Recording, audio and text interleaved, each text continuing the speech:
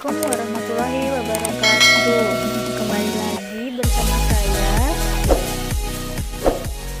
Pada video pembelajaran kali ini, kita akan belajar tentang teorema Pythagoras. Mari kita simak video pembelajaran ini. Pada teorema Pythagoras, erat kaitannya dengan bentuk kuadrat. Misalnya, akar kuadrat A, artinya suatu bilangan tak negatif yang jika dikuadratkan sama dengan A. Perhatikan definisi berikut. Jika X kuadrat sama dengan akar kuadrat dari A dan X lebih besar sama dengan 0, maka akar kuadrat A sama dengan X. Contohnya seperti ini. Hitunglah nilai kuadrat bilangan-bilangan berikut. A, 12 kuadrat. Artinya 12 dikali dengan 12 sama dengan 144. Contoh yang B, 23 kuadrat. Artinya 23 dikali dengan 23 sama dengan 529. Yang C, 35 kuadrat. Artinya 35 dikalikan dengan 35. Hasilnya 1225. Contoh berikutnya, hitunglah nilai akar kuadrat bilangan-bilangan berikut. Yang pertama, akar kuadrat 4. Yang kedua, akar 64. Yang ketiga, akar 484. Kita cari jawaban dari akar 4. Akar 4 sama dengan berapa dikali berapa biar hasilnya menjadi 4, yaitu 2 dikalikan dengan 2. Yang kedua, akar 64. Nah, akar 64 ini berapa? Berapa dikalikan dengan berapa? Yang angkanya ini harus sama. Kira-kira jawabannya berapa ya? Yaitu 8. Jadi jawabannya akar 64 sama dengan 8. Yang ketiga, akar 484. Kira-kira berapa dikali berapa? Hasilnya yaitu 22. Tulisan teorema Pythagoras. Gambar di atas menunjukkan sebuah segitiga siku-siku ABC dengan panjang sisi miring yaitu B, panjang sisi alas C, dan tinggi A.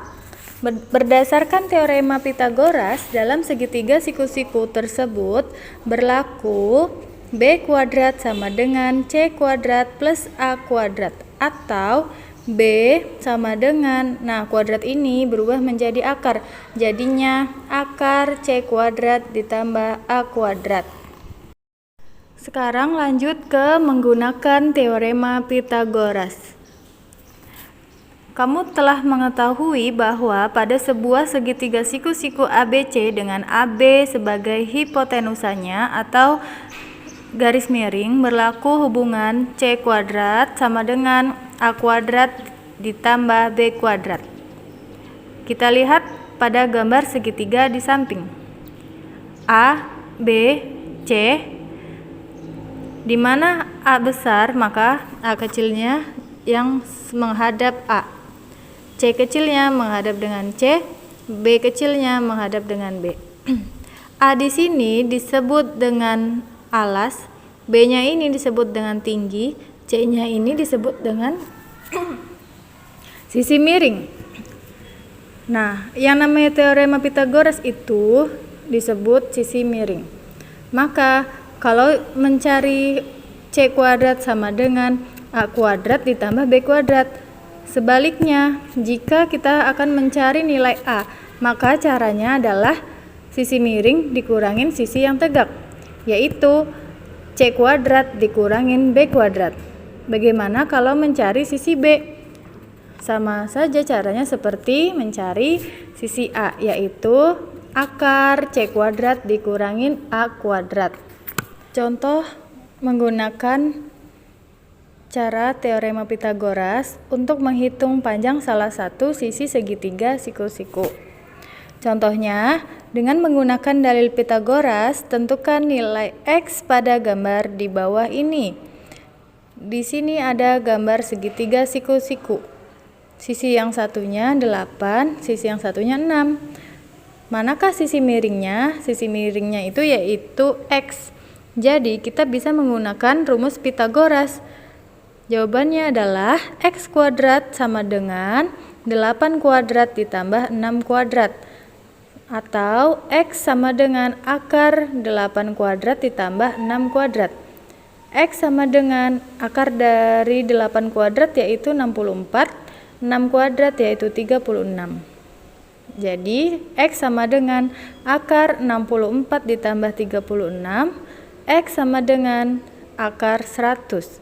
Jadi X sama dengan akar 100, jawabannya 10.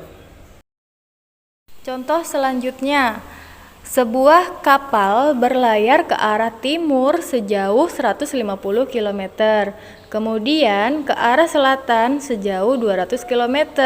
Hitung jarak kapal sekarang dari tempat semula.